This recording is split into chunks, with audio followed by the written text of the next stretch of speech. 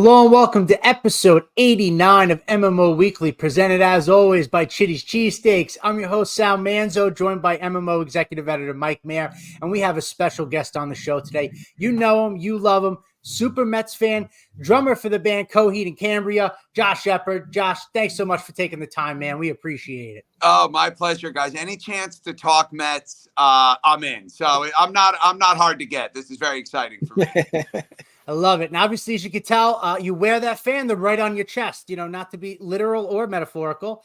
It's awesome. We love to see it. Like we said, we got a lot of stuff we want to get into with everything, but love it. Love it. Yeah. But first and foremost, I guess we want to talk about your Mets fandom, how it's kind of started and grown. And obviously, with your now fame and, kind of success here, just like how being a Mets fan has it all impacted or shaped that for you over the years.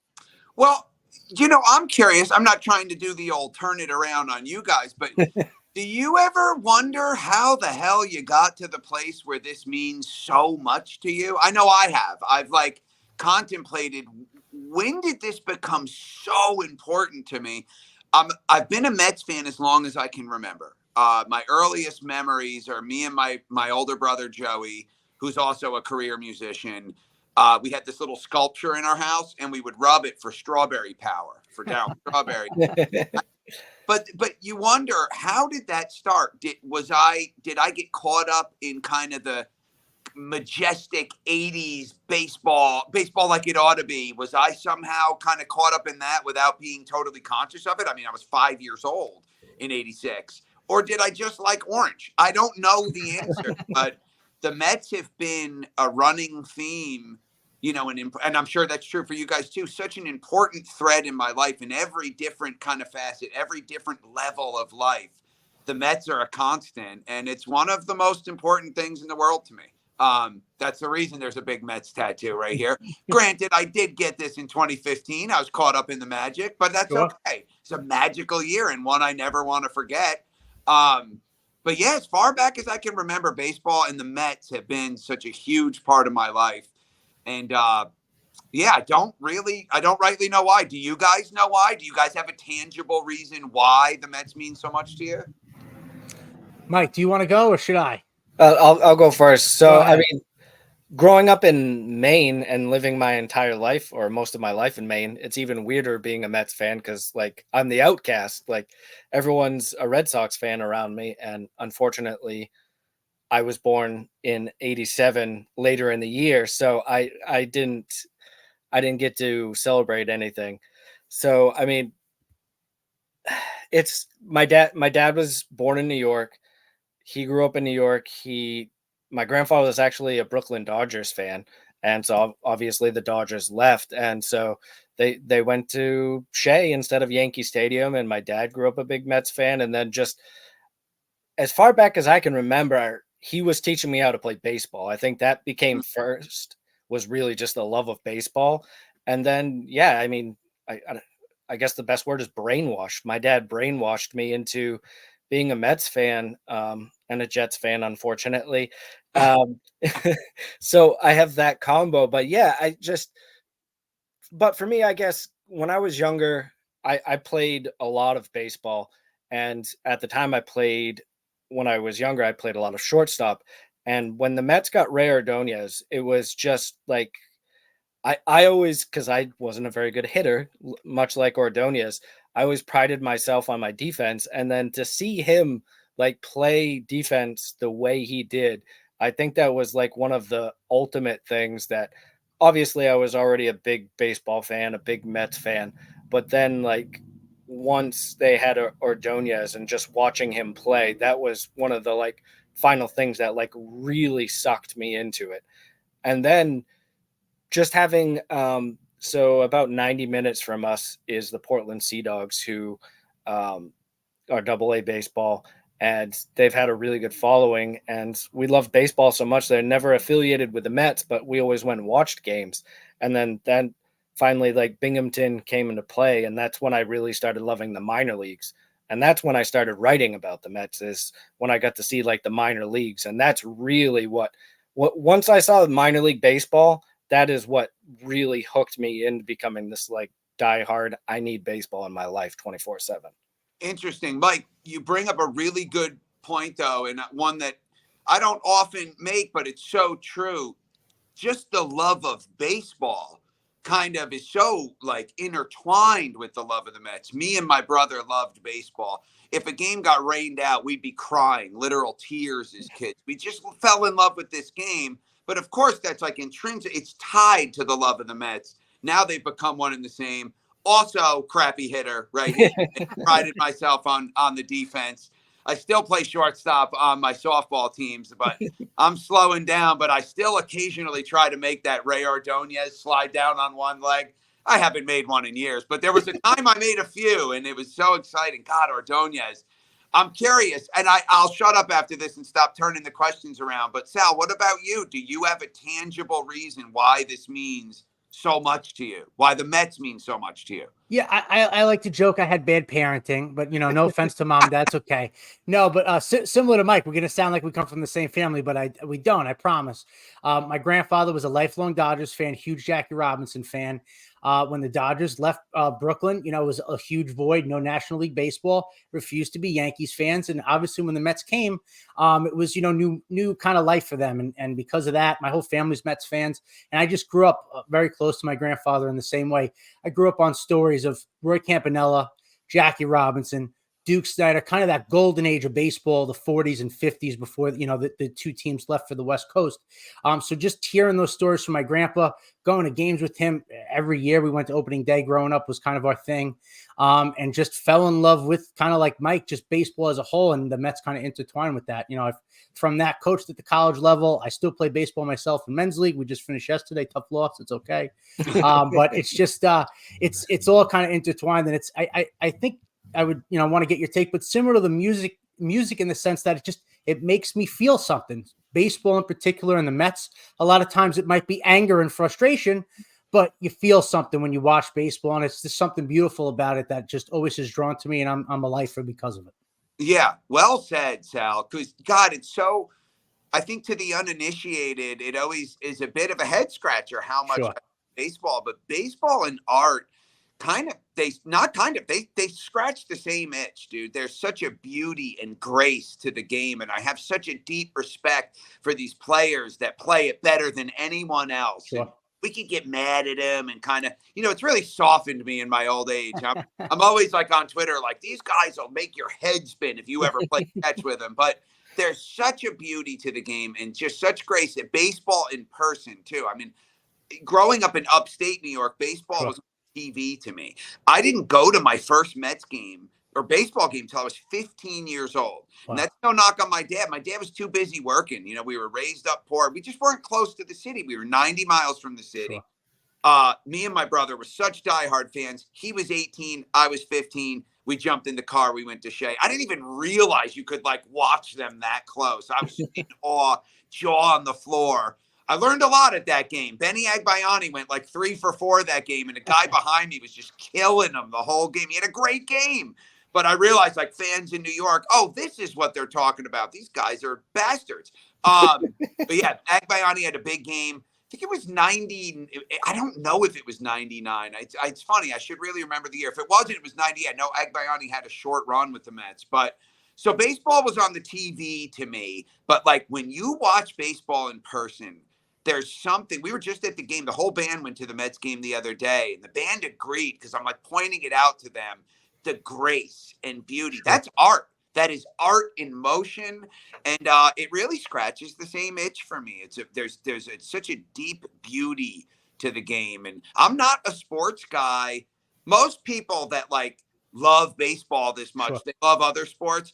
I'm a red-blooded American male. I can watch a football game, but I don't really care. I care about baseball. I care about the Mets deeply. I mean, it's one of the most. There's a reason I wouldn't get this half-hearted. There's Absolutely. one of the most important things in my life, but I do have such a deep respect and love for the game. And again, not to overuse those words, but its beauty and its grace is on full display when you really watch it in person. Honestly, I feel like in the last year, I finally understand why baseball needs to be seen in person. I feel like before that, I was kind of oh, yeah, sure. But again, upstate kid baseball was Sure. on TV, but baseball, art share the same space to me. And I'm thankful to be a Mets fan for all the frustration and all the anger. That's baseball, man. That's being a fan of I don't know. When the Mets when Cohen first came on board and the Mets were signing all these people, of course I was excited. Of course I was elated, but I also felt like, whoa, this feels really foreign to me. Like, are we like the Yankees now? But whatever. I want the best players. I love Cohen. I'm such a believer in him as an owner. I know Met fans can be the fuse is short with a lot of Met fans and they can be loud. I'm such a believer in Steve Cohen. I'm so glad he's our owner. And I see a really bright future for the Mets. I really do. I don't think that it's going to be untumultuous. I don't think there's going to be no obstacles. It's baseball. You've got, every team is trying to be great. So, but yeah, big Steve Cohen fan. But upon his inception, like when he first started really buying up players, there was a little bit of me that was like, whoa, this is so totally foreign. But all of, however finite it is, the magic years that the Mets have given me, there's nothing like them. I'll never forget 1999. I will never forget 2000, and I'll never forget 2015. These are magical years to me. So, yeah, I look at it as a real gift to be a Met fan, as I'm sure you guys do. To get back to something, so you took the band to the Mets game. So are any of the other guys in the band, are they Mets fans, baseball fans? Did you change their minds at all? Like, how did that go? You can't live on a bus with me without about the Mets. They are Mets fans. So it's funny because Claudio, the singer of Coheed, was always kind of a Mets fan. Like, he's into the Mets. Like, he loved the 80s Mets. He's a similar age to me. So he grew up with all those characters on the Mets. And so he's got love for the Mets. Travis, the other guitar player, was probably the furthest from Mets fandom. Well, now he's got a 10-year-old boy, and his boy is a diehard Mets fan. Travis is all about the Mets now, dude. So it's just like everything's come full circle. We had the best time at the game the other day. Well, it was last month. But, yeah, those guys are Mets fans. I mean, are they getting Mets tattoos on their collarbone? No, probably not. But they're totally Mets fans. Absolutely. In 2015, I was on tour the entire postseason. Wow. The whole tour got caught up in the postseason. Every band on the tour, we're talking about 40 different, 50 people. The whole touring city would be like, if God forbid we were playing during the game, the crew would make sure I had the game right here on the island. But then the other bands would be in the pit where the photographers take pictures holding up the score for me. That's amazing. They were caught up in the enthusiasm, which was so real, That 2015 year reminds me of and I know, we didn't go all the way, but we got damn close. And what a magical ride, man. It really was. And I know we came up short, but that'll just make when we do get there that more special, which I don't think is, who knows? I'm not going to make any bold predictions, but who knows? It might not be as far away as we think. You never know, man. Baseball's a funny game like that. And yeah, so absolutely. I got to touch on 2015 a little bit now because, I mean, at that point, I was kind of like early in my writing career or whatever. And we were like looking at tickets to go see the World Series, just watch it as a fan. And, like the tickets were expensive, like they were, and it's a drive from Maine to get there. It's about 6.5 hours. So yeah, we had put it off and everything. And we're just like, and then Murphy made the error in game 4 and they lost game 4 and the tickets, I went immediately online after he made the error and the tickets just plummeted.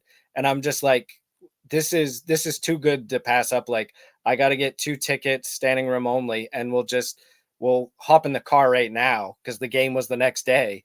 So I'm like, we'll just hop in the car right now and we'll head to New York. So we were actually in left field, standing room only when Matt Harvey came out for the 9th inning. And that's just, I still get goosebumps right now talking about Matt Harvey coming out for that inning because the way that stadium felt when he did that was, it wasn't something I had ever felt before. And I don't really, now I think of myself as more of a writer and stuff, like I have to for what I do, but that's really when I think of like my fandom is like 2015 when Harvey came out for that.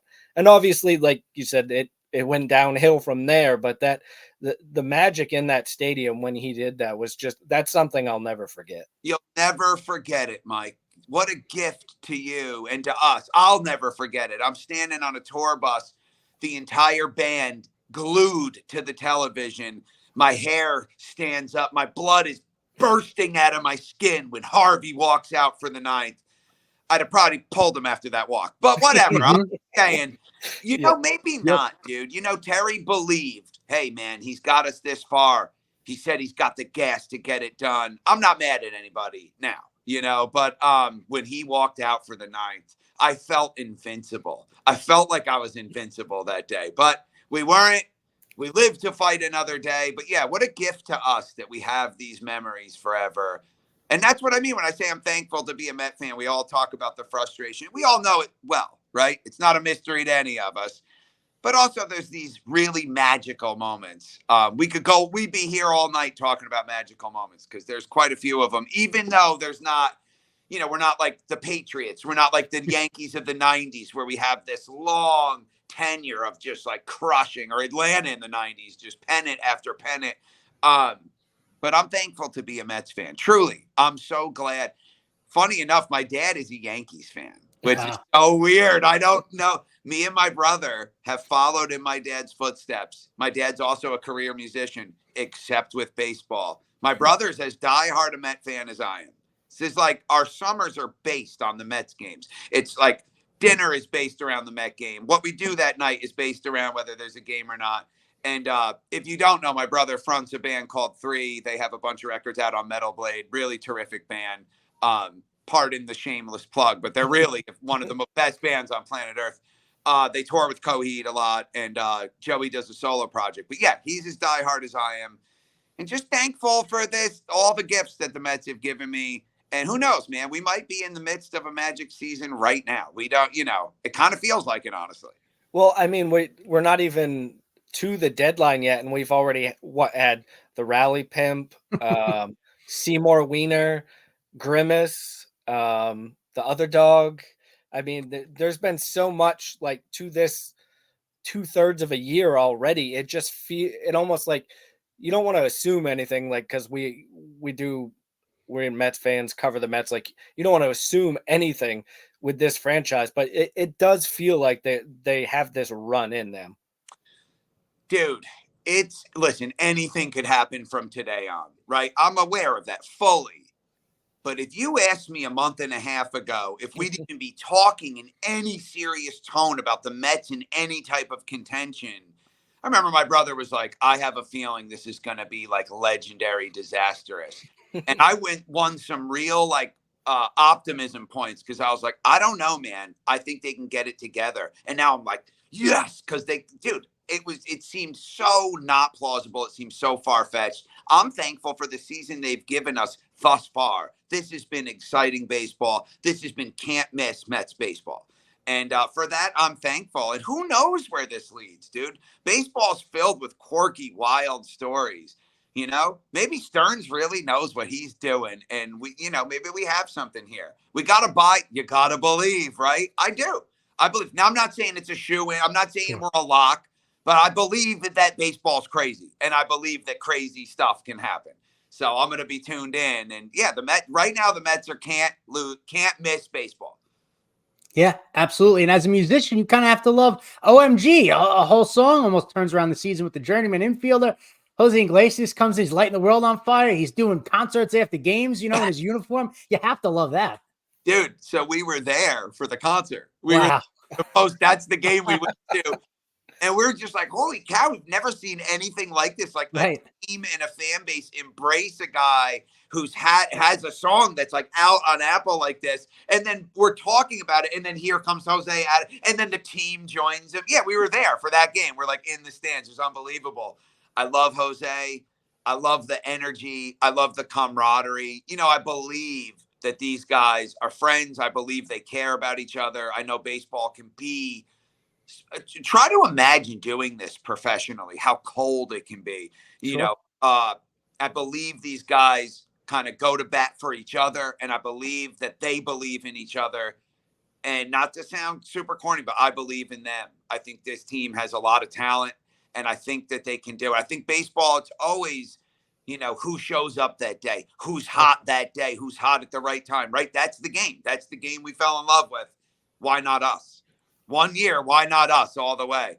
Why not this year? So I'll be watching. And I don't know, man. I think that there's a little special bit of that magic dust on the Mets this year. And I think they've proved that thus far. Hopefully the best yet's to come. Certainly I could eat those words. I'm still reality based, but I don't know, man. I'm plugged in. I'm hype on the Mets this year, for real.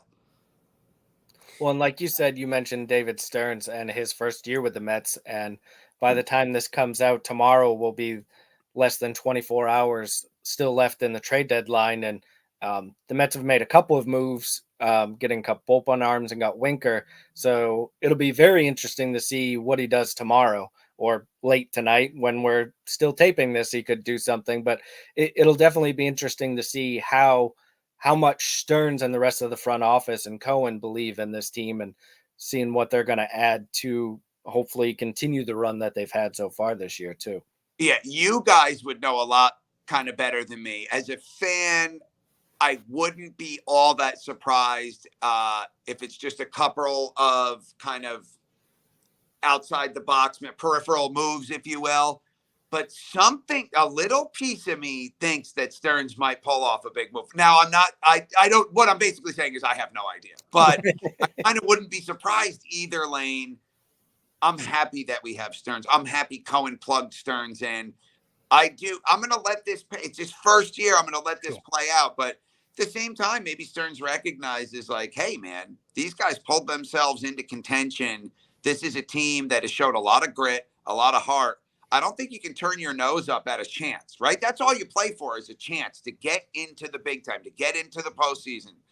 Maybe he bolsters this team with something big. What is that? I don't know. I saw Michael Barron today talking about getting Chris Bassett. Sure. I like that idea. I think Bassett's kind of considered a mid-rotation starter, but I thought Bassett was really good for us. There's tons of talk about Snell. Mm-hmm. I'm not writing off something big. I think that could happen, but I also wouldn't be surprised if Stearns kind of plays it very cool. Couple little moves here and there that he's already done, maybe one or two other little things. But What do you guys think? You guys know more than I do. What do you guys think? Do you guys have any predictions? Well, Mike, real quick. I mean, with Sanger getting hurt, I think now they may go acquire that front end starter. Mike, I know is a little bit even more plugged in than I am talking to folks in the industry, but I feel like at this point, that was kind of a blow for them. They thought that was going to be kind of their internal deadline pickup for the bullpen. So I definitely think whether it's, a Flaherty or somebody like that, maybe even with Blake Snell, depending on the money, I guess the Giants willing to eat a little bit there if the Mets can kind of, figure out prospect wise. But I think you're right. I think a month and a half ago, I don't think Stearns was really thinking about acquiring anything big or really going for it. But I think with the lineup that the Mets have, and especially the starting staff, has really carried them well so far. Obviously, they need another starter now. But I think they see with, especially the lineup that they have, I think they want to go for it. It just seems like at this point, it's going to be the bullpen and as many arms as you can get and throw against the wall and hopefully one or two stick down the stretch. Yeah, I think Stearns knows that he has to get a starter or should get a starter. I mean, we've seen some dealt today. Eric Fetty got traded. Mm-hmm. Yosei Kikuchi got traded right before we came on air. There's been a couple other starters that have moved, but like Josh mentioned, Blake Snell. I think I'm not saying that gets done because I don't know that far, but I do know that the Mets liked him this offseason and they certainly talked to him this offseason. I know that the Giants want someone to eat a lot of money, and who better to eat a lot of money than Steve Cohen? So I know that makes sense, right? So Snell makes sense for the Mets. They like him. They can eat the money. The Mets have the prospects to make the deal. And like you said, Senga's out now. So, I mean, Manaea, Severino, and Quintana's pitching another good game tonight.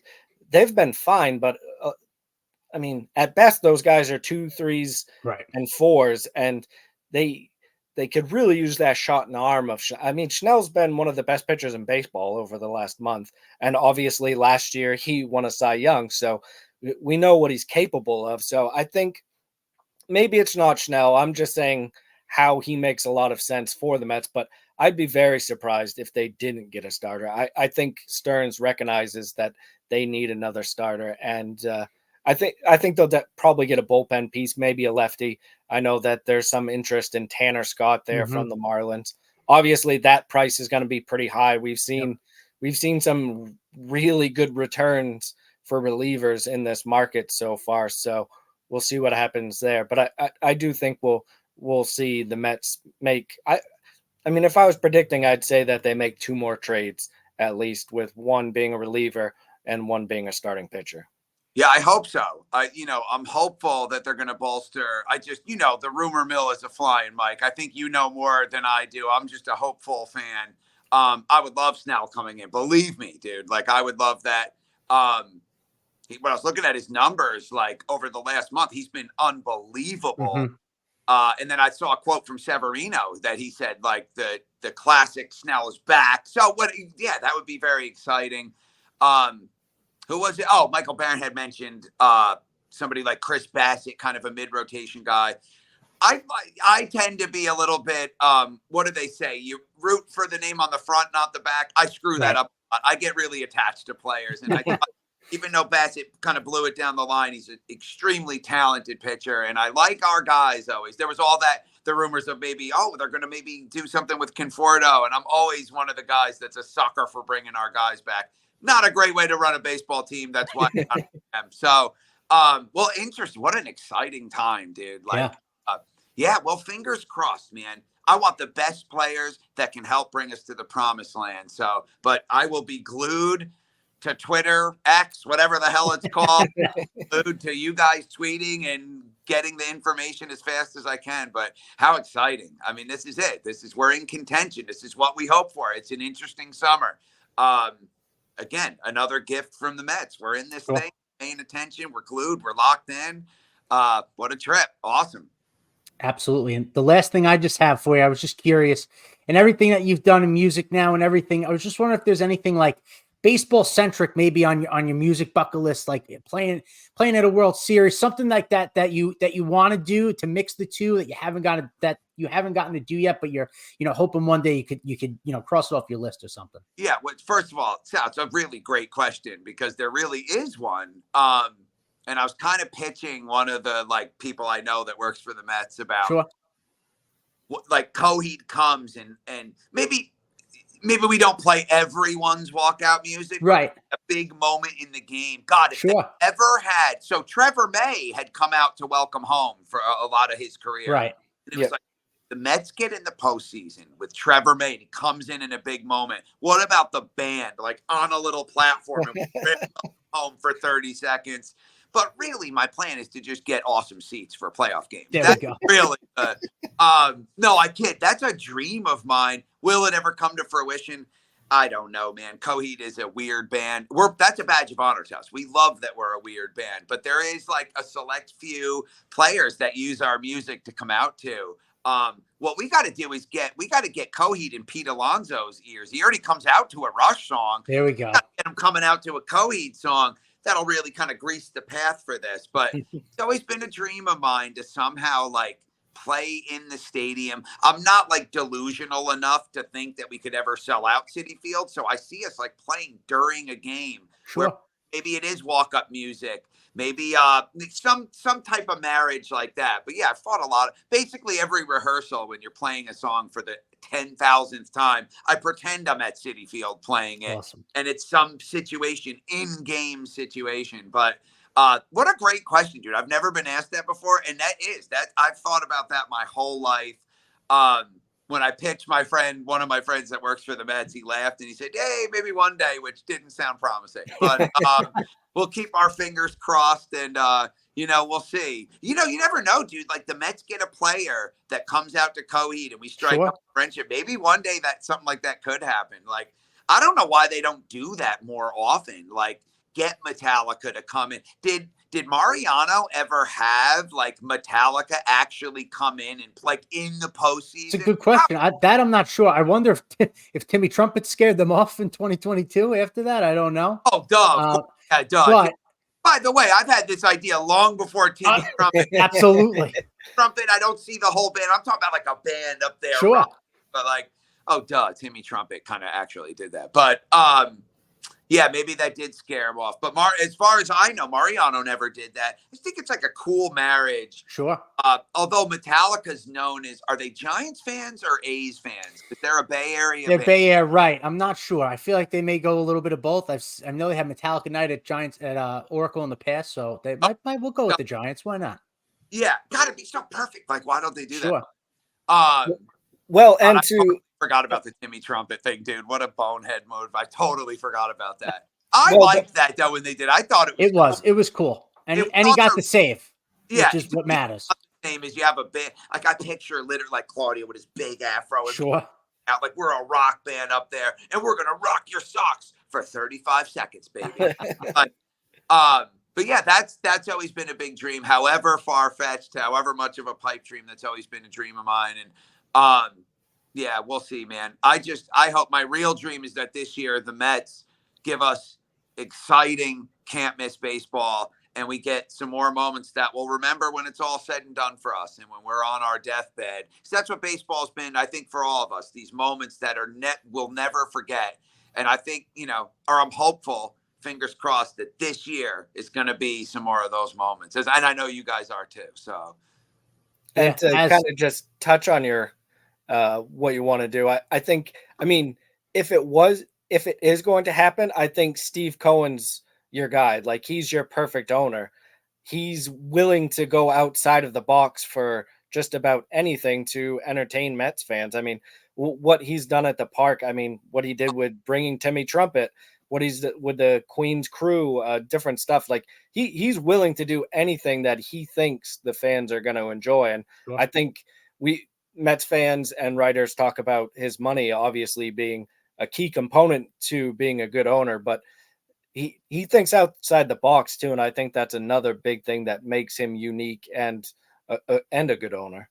Yeah, dude, what do you guys think? I know we can't go on forever here, but it pisses me off when I see Met fans like lambast, like kind of like getting on Steve Cohen. It's like, do you have any idea how lucky we are to have an owner like this come in?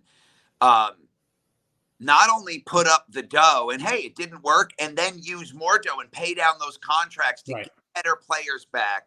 A guy who cares. It's like, have you forgotten the last 15 years? Like, are you out of your minds? I feel blessed that we have Cohen as an owner. I'm a total believer. At the game, I had my Uncle Steve hoodie, which is not an actual licensed piece of merch, but I got my Uncle Steve hoodie on. I love Cohen. It actually makes me mad when I see fans getting on him. Same as the old guys, same old stuff. And I know people are frustrated. I understand the frustration, but I'm almost at my wit's end with a lot of Mets fans because I think we're really lucky to have Steve Cohen. And I think we're really, really lucky to have a guy like David Stearns. Some things take time, sure. But maybe not, dude. Maybe this year has gotten so. You imagine if I'm not thinking that they're going to. I know it's a long shot, right? But do you guys ever get frustrated with Met fans? Because I'm saying point blank, I do. I get frustrated seeing them kind of I'm probably not allowed to curse. Crap on Steve Cohen. I get that you're frustrated with the team, but the being mad at the owner seems so premature to me with with everything that he's done for the Mets. I'm curious y'all's take. Yeah, I mean, you like you said, I think you just hit the nail on the head that you can get mad at the team's performance, like 2022, the wild card. Last month of September, they kind of peed down their leg a little and lost a lot of momentum. It is what it is. That's not Steve Cohen's fault. Steve Cohen spent however much $300 million it was to do that. For a team that essentially, in 2020, 2021, were nowhere near a playoff team or anywhere near like that, and he used his money to do it. And it's just, I think we forget how hard it is to win. Especially in baseball, and how hard it is to put free agents together like that so quickly and to win. 2022 they gelled. They had, at the time, the right manager for that team, the right group of guys, and it's very, very difficult to sustain. You saw what happened the next year. They tried to do the same thing after DeGrom left. Things didn't work out, but I think the effort and, especially on that financial part, I don't think there should be any complaints. And now it's Stern here, and he's got his kind of hands in everything. We're seeing that even more so, and I give Stearns and Cohen props for Mendoza. We see now why he was probably so coveted with other teams that wanted him to be the manager. And you see that hopefully this is going to be a nice long relationship between the three of them, Stearns Cohen and Mendoza, because I think they have a nice, finally stable head atop of leadership, and I'm excited to see what he does this offseason with Cohen's really no limitations on the checkbook with all those contracts coming off. I think we're going to see, a big city David Stearns now this coming off season. Yeah, Mike, you brought up like just even the changes at the ballpark, the new lights, the new scoreboard. The last game I went to was the best experience I've ever had at Citi Field. It was I couldn't believe the difference. I was with my daughter's boy. My daughter's 20 years old. Her boyfriend pitches for Division I college. Wow. When the lights start flashing blue and orange after somebody hits a home run, he looks at me and he goes, "This is sick." And it was, dude. We are so lucky to have Steve Cohen. It just really grinds my gears, dude. When Mets fans, we sound like spoiled brats. Dude, give the guy a minute here, Sure. dude. Like, Sure. He plugged in David Stearns, one of the brilliant young baseball minds. Give him a minute. Look at all that he's done. Look at the old timers day. Look at showing respect, something that was missing from the Mets when there was different ownership. And I'm not here to crap all over the Wilpons. I get maybe owning a team is real. Well, it is. It's very hard. There's a lot of stuff. Steve Cohen is one of us. He's a fan. I'll get killed for saying that. I'm aware the guy's a billionaire. He's not one of us, but he's a fan. He is one of us. He is a Mets fan. I never question that. And I just think let's give the guy a little bit of breathing room. He's put up. He's done what he said he's done exactly what he promised he'd do. It doesn't always work out. Like you said, Sal, winning is hard, but I know we have the right guy at the helm. You won't find a bigger supporter, Steve Cohen, than me. I'm curious what you think, Mike, and then I'll shut up after this. No, so earlier this year, especially like before the Grimace run that they went on, obviously, most of my job is being on Twitter and interacting with people. And yeah, there was getting to a point where people were just calling him like Wilpon Jr. and like it's Wilpon over again. And look, I'm not in the business of standing up for owners, and I'm certainly not going to in most cases. I'm going to be pro player on most things when we're talking about owners. And like you said, I don't have a whole lot in common with a billionaire, but yeah. What Steve Cohen has done, like we've talked about with the spending and then with the ballpark experience. And then what I was going to touch on was exactly what you were talking about, Josh, is Old Timers Day, the numbers that they've retired, all the other things that he has done. Edgardo Alfonso at the ballpark, him being involved with the team, at least to some degree. Like Steve Cohen has made sure, like you said, because he is a Mets fan, that he's honoring the Mets as a ball team, honoring their history and all of that. So it goes far beyond spending the money, which he has done. And he can't make that work. All he can try to do is make that work. And I think one thing that's forgotten too is, look, they tried to get David Stearns here as soon as he could.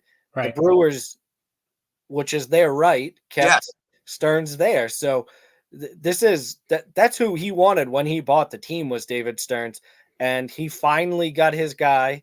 And now I think it's time to just let it work. And I think where they are now is probably, if you go back to spring training, I think it's a little bit of a surprise to Mets fans. Like I think they're overachieving a little bit to a degree of where the expectations were.